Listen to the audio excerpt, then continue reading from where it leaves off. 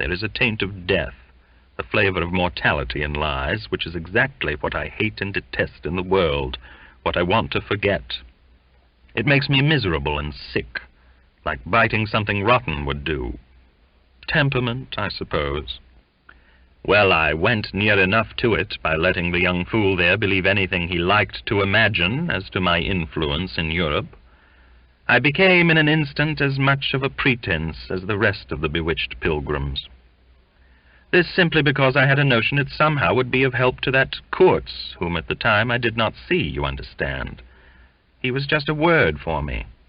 I did not see the man in the name any more than you do. Do you see him? Do you see the story? Do you see anything? It seems to me I'm trying to tell you a dream, making a vain attempt, because no relation of a dream can convey the dream sensation, that commingling of absurdity, surprise, and bewilderment in a tremor of struggling revolt, that notion of being captured by the incredible, which is of the very essence of dreams. He was silent for a while. No, it is impossible.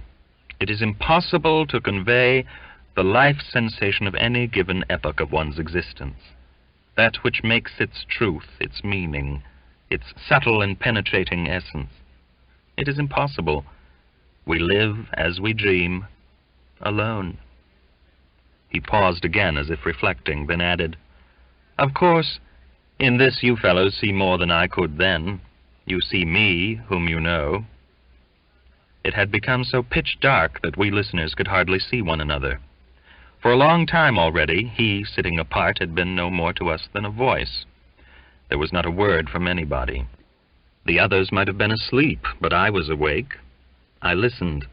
I listened on the watch for the sentence, for the word that would give me the clue to the faint uneasiness inspired by this narrative that seemed to shape itself without human lips in the heavy night air of the river.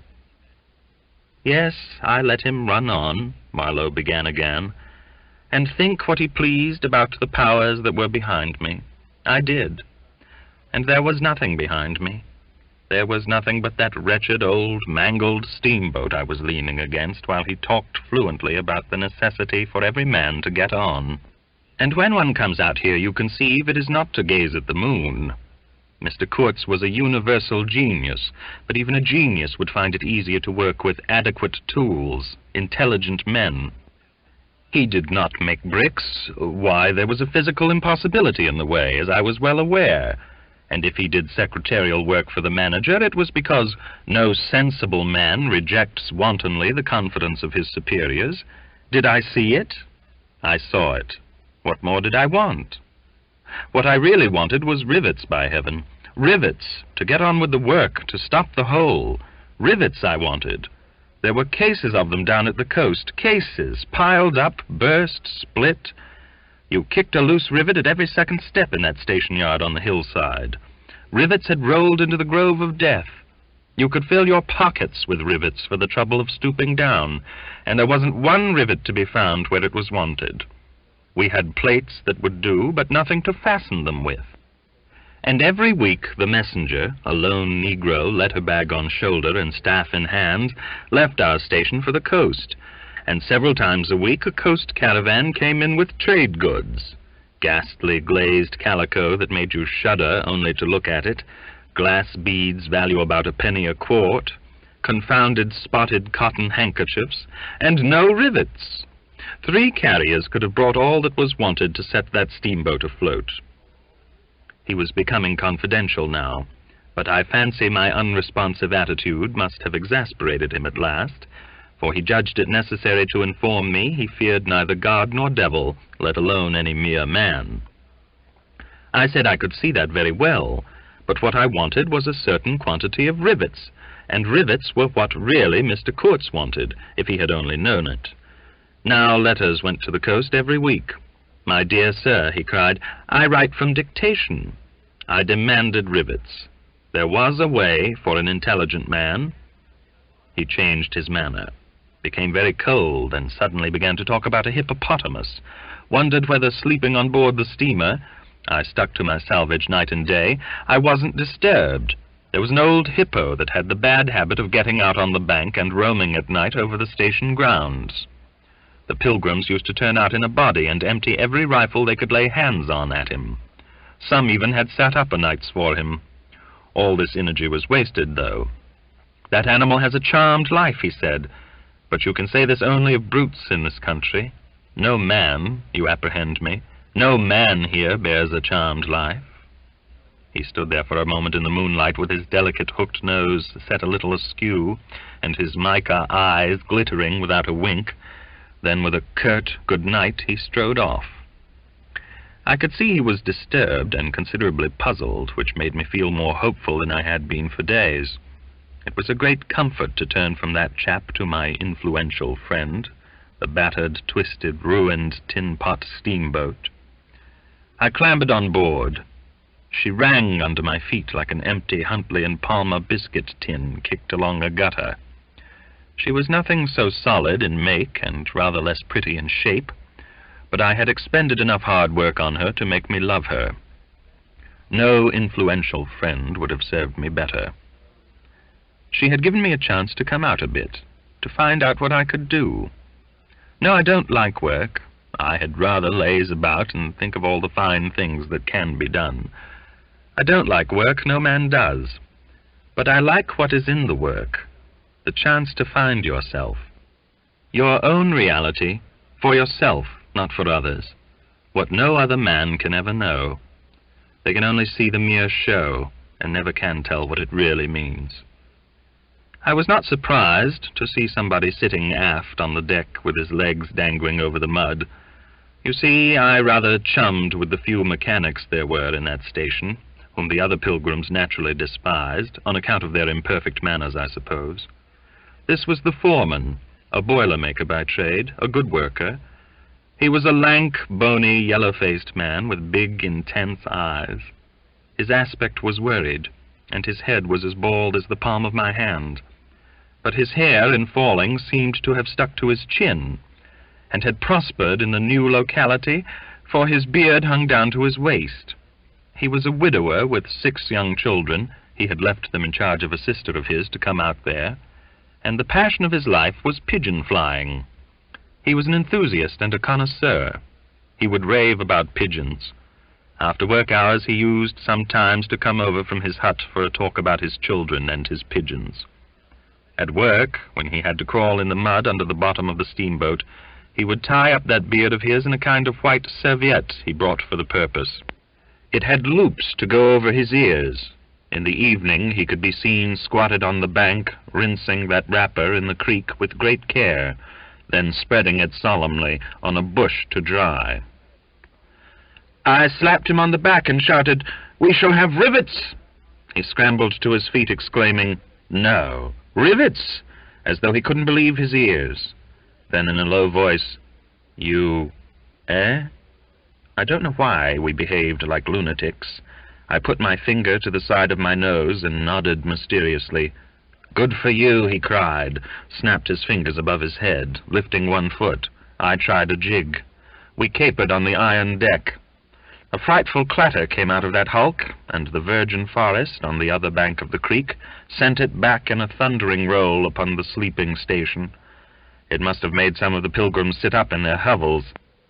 A dark figure obscured the lighted doorway of the manager's hut, vanished. Then a second or so after, the doorway itself vanished too. We stopped, and the silence driven away by the stamping of our feet flowed back again from the recesses of the land. The great wall of vegetation, an exuberant and entangled mass of trunks, branches, leaves, boughs, festoons, motionless in the moonlight, was like a rioting invasion of soundless life, a rolling wave of plants piled up, crested, ready to topple over the creek, to sweep every little man of us out of his little existence. And it moved not. A deadened burst of mighty splashes and snorts reached us from afar, as though an ichthyosaurus had been taking a bath of glitter in the great river. "After all," said the boiler-maker in a reasonable tone, "why shouldn't we get the rivets?" Why not, indeed? I did not know of any reason why we shouldn't. "They'll come in 3 weeks," I said confidently. But they didn't. Instead of rivets, there came an invasion, an infliction, a visitation. It came in sections during the next 3 weeks, each section headed by a donkey carrying a white man in new clothes and tan shoes, bowing from that elevation right and left to the impressed pilgrims. A quarrelsome band of footsore, sulky niggers trod on the heels of the donkey. A lot of tents, camp stools, tin boxes, white cases, brown bales would be shot down in the courtyard, and the air of mystery would deepen a little over the muddle of the station. 5 such installments came, with their absurd air of disorderly flight, with the loot of innumerable outfit shops and provision stores, that one would think they were lugging, after a raid, into the wilderness for equitable division. It was an inextricable mess of things decent in themselves, but that human folly made look like the spoils of thieving. This devoted band called itself the El Dorado Exploring Expedition, and I believe they were sworn to secrecy. Their talk, however, was the talk of sordid buccaneers. It was reckless without hardihood, greedy without audacity, and cruel without courage. There was not an atom of foresight or of serious intention in the whole batch of them, and they did not seem aware these things are wanted for the work of the world. To tear treasure out of the bowels of the land was their desire, with no more moral purpose at the back of it than there is in burglars breaking into a safe. Who paid the expenses of the noble enterprise, I don't know, but the uncle of our manager was leader of that lot. In exterior he resembled a butcher in a poor neighborhood, and his eyes had a look of sleepy cunning. He carried his fat paunch with ostentation on his short legs, and during the time his gang infested the station spoke to no one but his nephew. You could see these two roaming about all day long with their heads close together in an everlasting confab. I had given up worrying myself about the rivets. One's capacity for that kind of folly is more limited than you would suppose. I said hang and let things slide. I had plenty of time for meditation, and now and then I would give some thought to Kurtz. I wasn't very interested in him, no. Still, I was curious to see whether this man, who had come out equipped with moral ideas of some sort, would climb to the top after all, and how he would set about his work when there. Chapter 2. One evening, as I was lying flat on the deck of my steamboat, I heard voices approaching, and there were the nephew and the uncle strolling along the bank.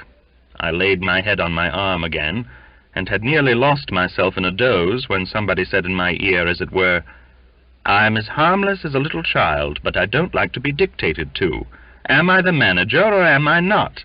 I was ordered to send him there. It's incredible." I became aware that the two were standing on the shore alongside the forepart of the steamboat, just below my head. I did not move. It did not occur to me to move. I was sleepy. "It is unpleasant," grunted the uncle. "He has asked the administration to be sent there," said the other, with the idea of showing what he could do, and I was instructed accordingly. "Look at the influence that man must have. Is it not frightful?" They both agreed it was frightful, then made several bizarre remarks. "Make rain and fine weather, one man, the council, by the nose," bits of absurd sentences that got the better of my drowsiness, so that I had pretty near the whole of my wits about me when the uncle said, "The climate may do away with this difficulty for you. Is he alone there?" "Yes," answered the manager.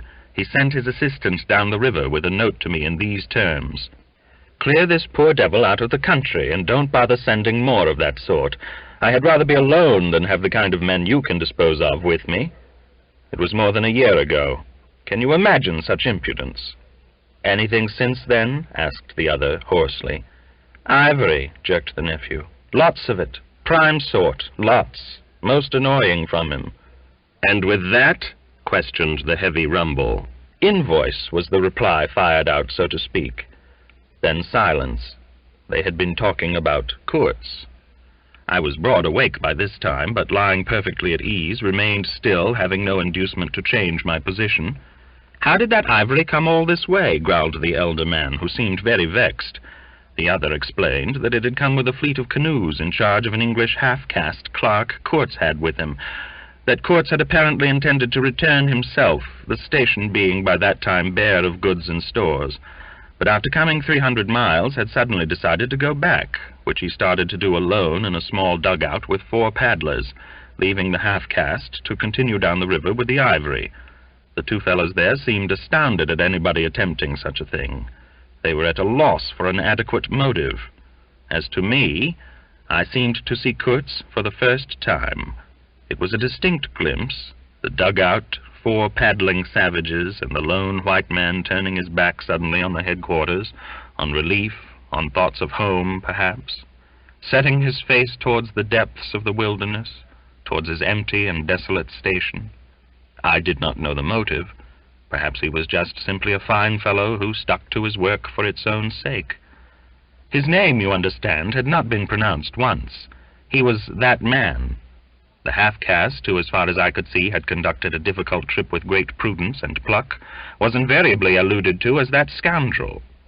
The scoundrel had reported that the man had been very ill, had recovered imperfectly.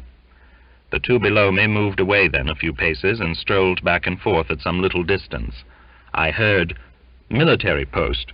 Doctor. 200 miles. Quite alone now. Unavoidable delays.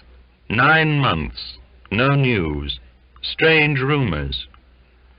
They approached again, just as the manager was saying, "No one, as far as I know, unless a species of wandering trader, a pestilential fellow snapping ivory from the natives." Who was it they were talking about now? I gathered in snatches that this was some man supposed to be in Kurtz's district, and of whom the manager did not approve. "We will not be free from unfair competition till one of these fellows is hanged for an example," he said. "Certainly," grunted the other. "Get him hanged. Why not? Anything. Anything can be done in this country. That's what I say.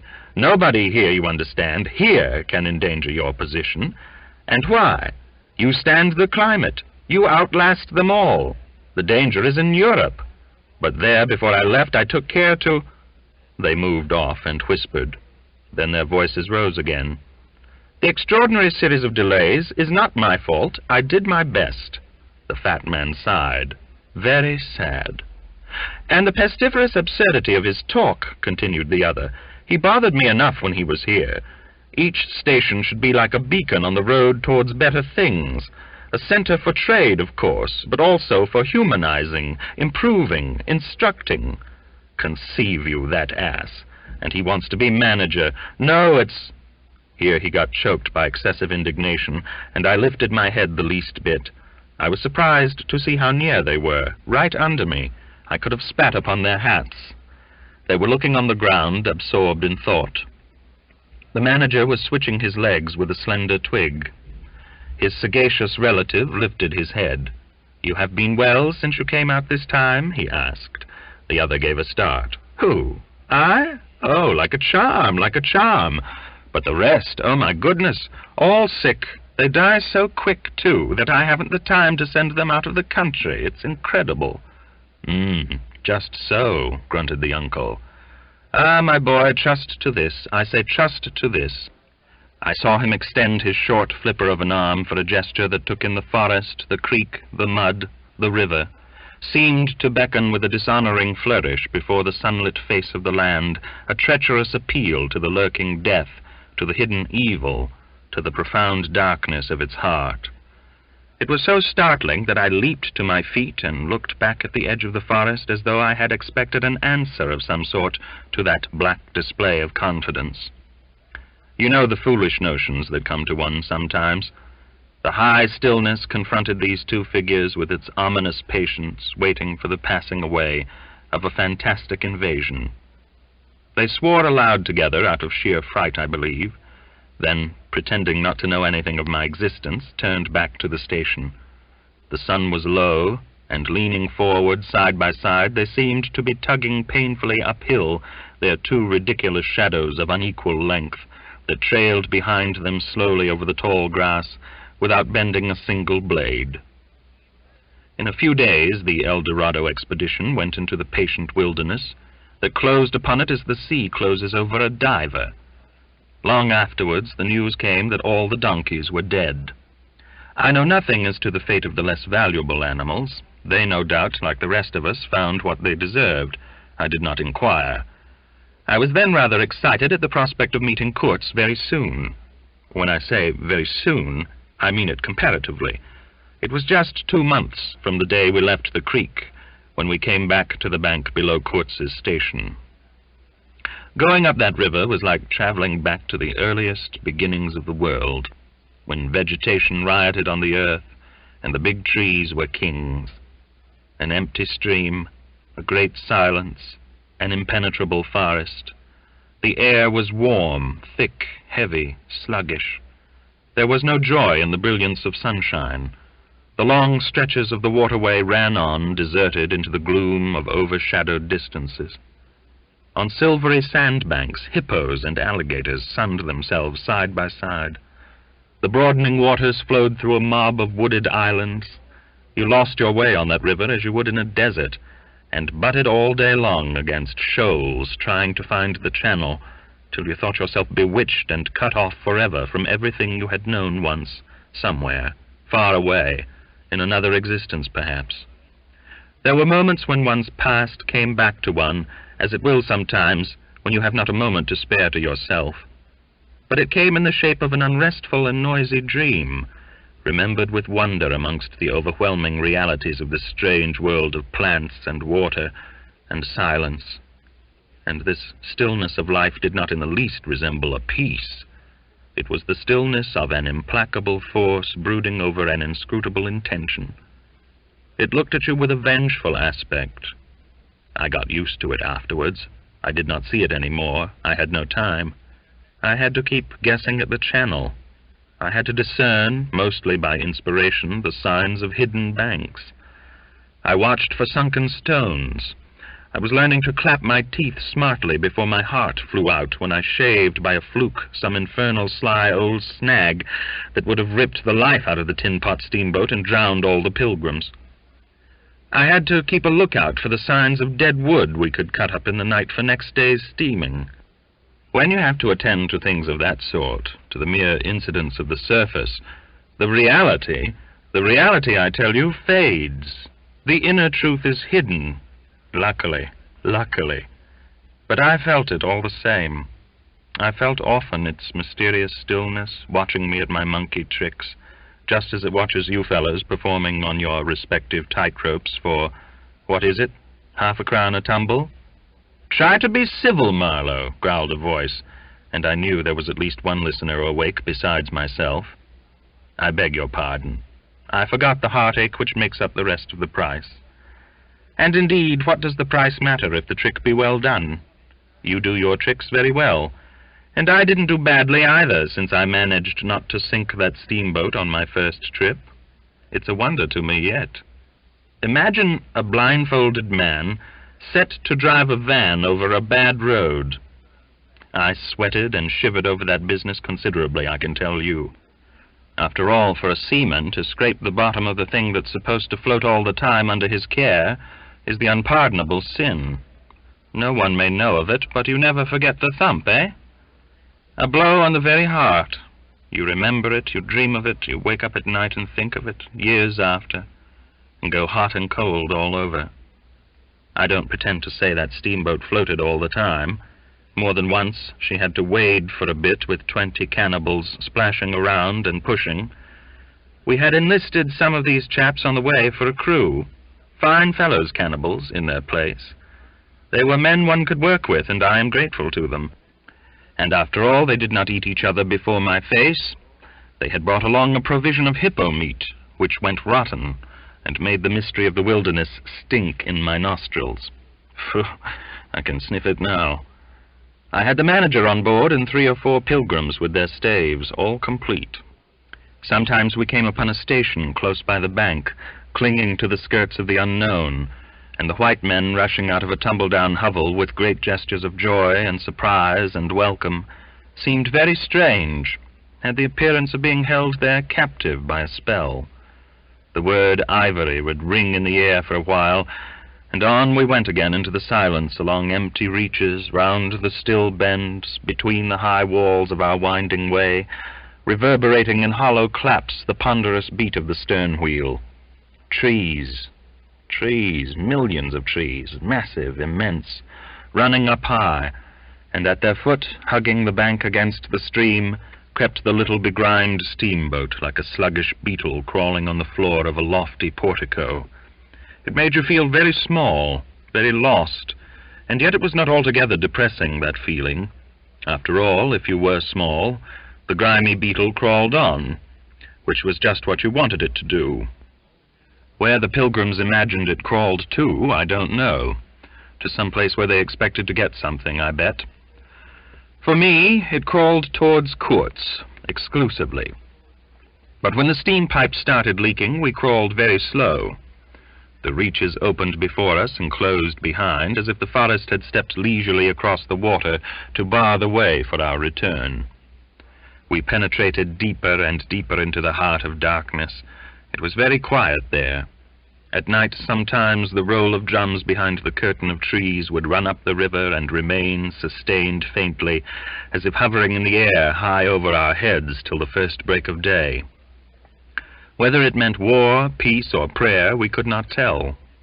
The dawns were heralded by the descent of a chill stillness. The woodcutters slept. Their fires burned low. The snapping of a twig would make you start. We were wanderers on a prehistoric earth, on an earth that wore the aspect of an unknown planet. We could have fancied ourselves the first of men taking possession of an accursed inheritance, to be subdued at the cost of profound anguish and of excessive toil. But suddenly, as we struggled round a bend, there would be a glimpse of rush walls, of peaked grass roofs, a burst of yells, a whirl of black limbs, a mass of hands clapping, of feet stamping, of bodies swaying, of eyes rolling under the droop of heavy and motionless foliage. The steamer toiled along slowly on the edge of a black and incomprehensible frenzy. The prehistoric man was cursing us, praying to us, welcoming us. Who could tell? We were cut off from the comprehension of our surroundings. We glided past like phantoms, wondering and secretly appalled, as sane men would be before an enthusiastic outbreak in a madhouse. We could not understand because we were too far, and could not remember because we were traveling in the night of first ages, of those ages that are gone, leaving hardly a sign, and no memories. The earth seemed unearthly. We are accustomed to look upon the shackled form of a conquered monster, but there you could look at a thing monstrous and free. It was unearthly, and the men were... No, they were not inhuman. Well, you know, that was the worst of it, this suspicion of their not being inhuman. It would come slowly to one. They howled and leaped and spun and made horrid faces, but what thrilled you was just the thought of their humanity, like yours. The thought of your remote kinship with this wild and passionate uproar. Ugly. Yes, it was ugly enough.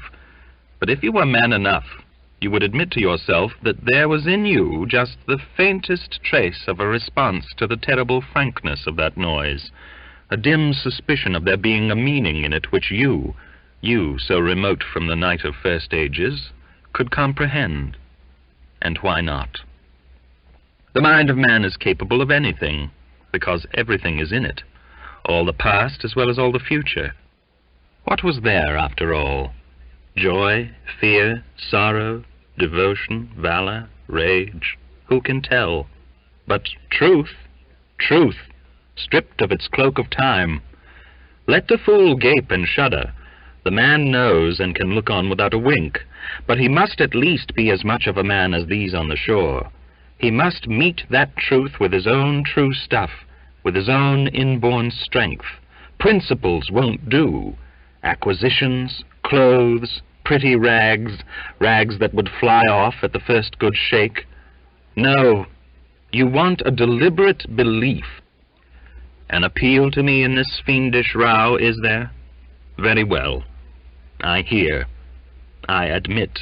But I have a voice, too, and for good or evil, mine is the speech that cannot be silenced. Of course, a fool, what with sheer fright and fine sentiments, is always safe. Who's that grunting? You wonder I didn't go ashore for a howl and a dance. Well, no, I didn't. Fine sentiments, you say. Fine sentiments be hanged.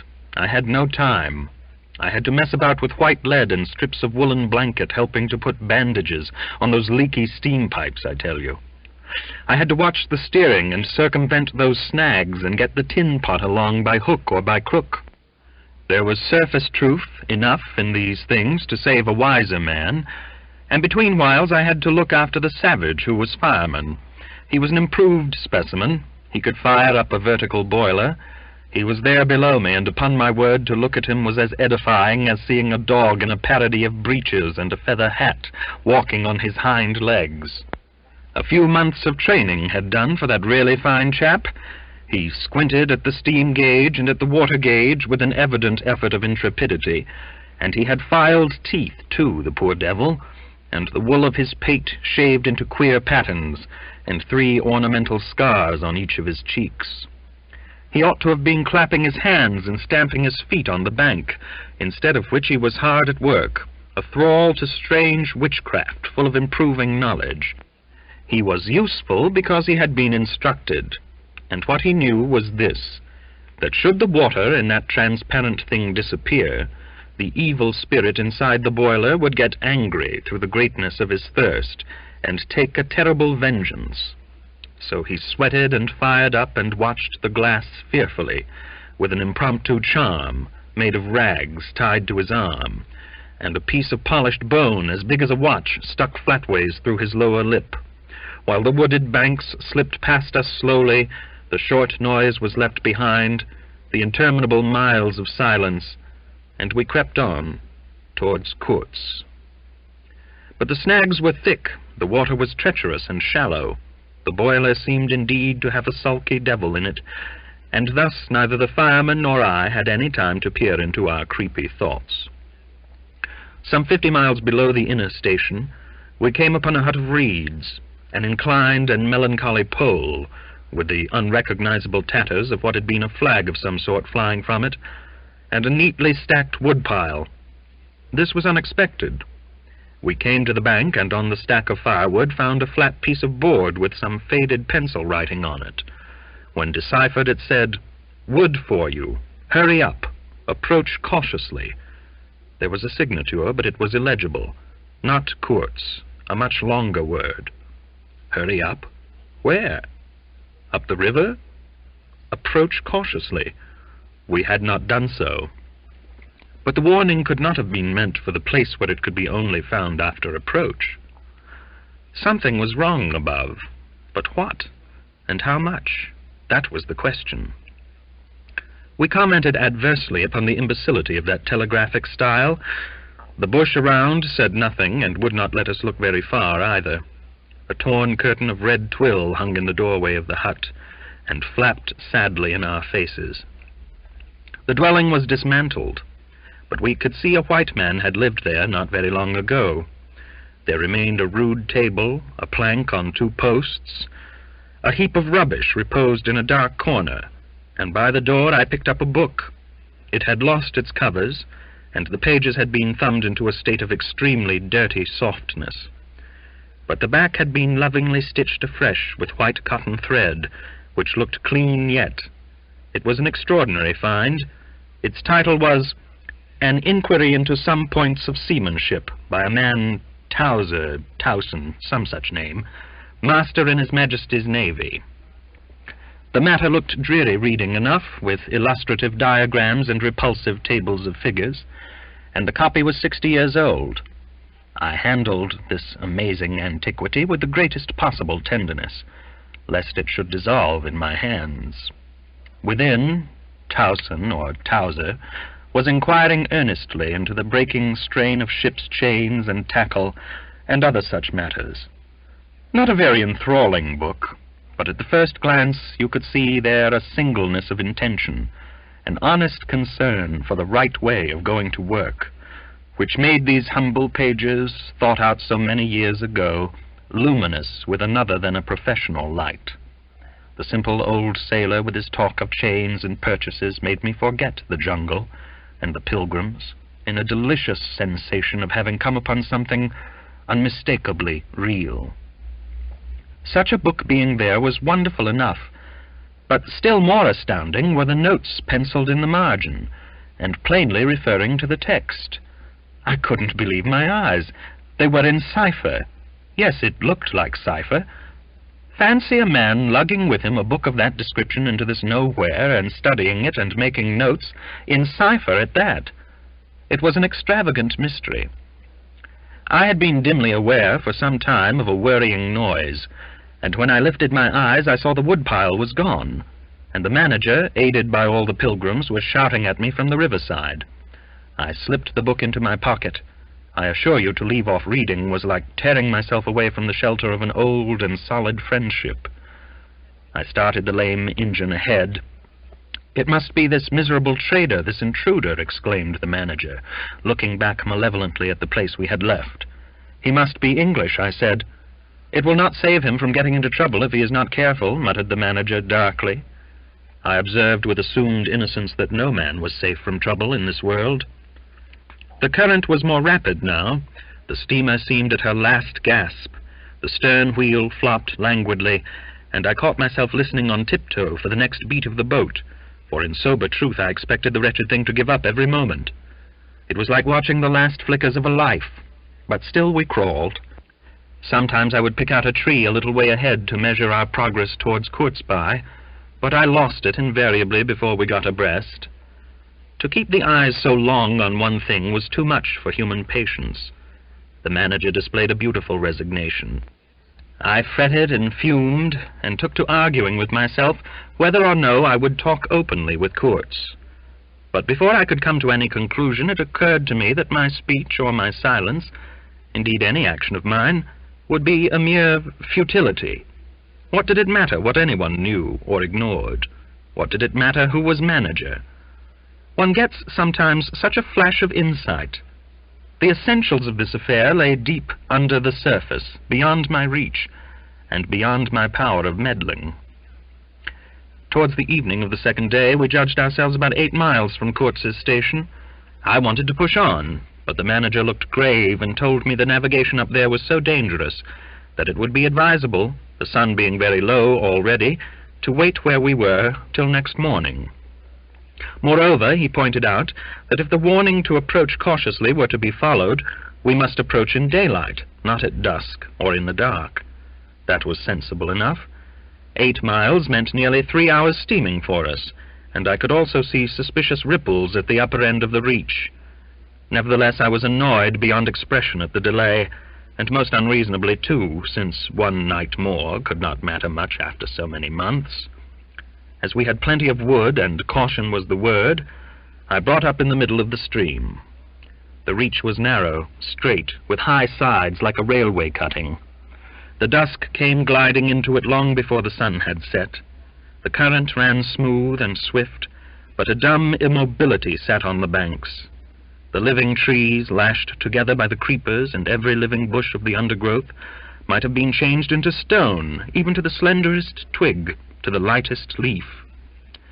It was not sleep. It seemed unnatural, like a state of trance. Not the faintest sound of any kind could be heard. You looked on, amazed, and began to suspect yourself of being deaf. Then the night came suddenly, and struck you blind as well. About 3 in the morning some large fish leaped, and the loud splash made me jump as though a gun had been fired. When the sun rose, there was a white fog, very warm and clammy, and more blinding than the night. It did not shift or drive, it was just there, standing all round you like something solid. At 8 or 9, perhaps, it lifted as a shutter lifts. We had a glimpse of the towering multitude of trees, of the immense matted jungle with the blazing little ball of the sun hanging over it, all perfectly still, and then the white shutter came down again, smoothly, as if sliding in greased grooves. I ordered the chain, which we had begun to heave in, to be paid out again.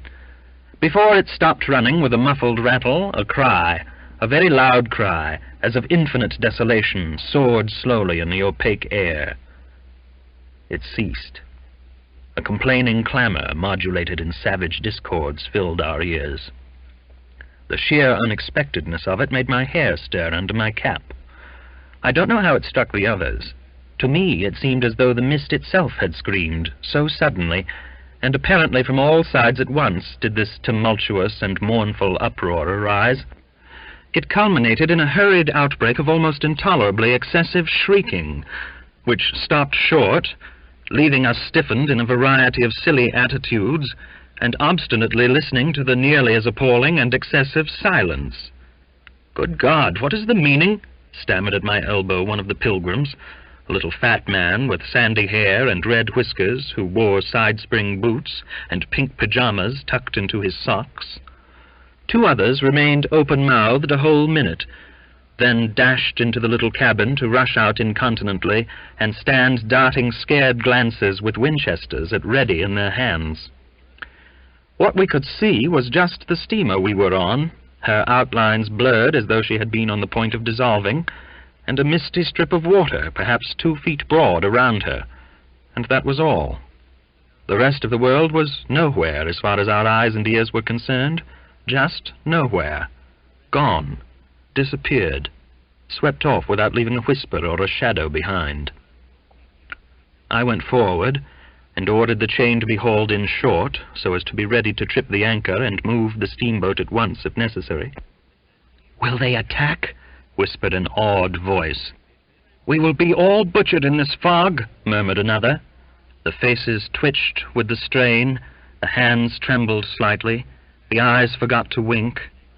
It was very curious to see the contrast of expressions of the white men and of the black fellows of our crew, who were as much strangers to that part of the river as we, though their homes were only 800 miles away. The whites, of course, greatly discomposed, and besides a curious look of being painfully shocked by such an outrageous row. The others had an alert, naturally interested expression, but their faces were essentially quiet, even those of the 1 or 2 who grinned as they hauled at the chain. Several exchanged short, grunting phrases, which seemed to settle the matter to their satisfaction. Their head man, a young broad-chested black, severely draped in dark blue fringed cloths, with fierce nostrils and his hair all done up artfully in oily ringlets, stood near me. "Aha!" I said, just for good fellowship's sake.